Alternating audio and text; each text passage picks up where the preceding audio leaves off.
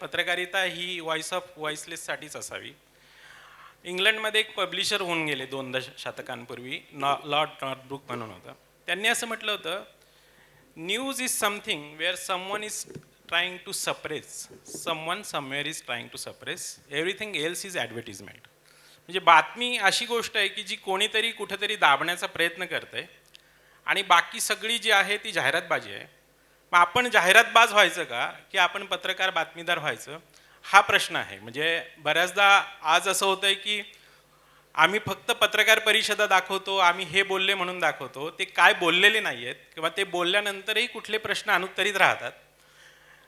ही खरी जबाबदारी आहे आणि ते खरं स्किल पण आहे आणि ते चॅलेंज पण आहे आमच्यासाठी, की कोणीतरी काहीतरी येऊन तुमच्यासमोर इझिली तुमच्यासमोर जी माहिती वाढते ती माहिती फक्त पोहोचवण्याचं काम तुमचं नाही आहे. त्या माहितीमध्ये आणखी काही दडलेली माहिती आहे का, त्या माहितीचा अर्थ तुम्ही सोप्या शब्दात समजून सांगताय का, हे मला वाटतं सगळ्यात चॅलेंजिंग आहे.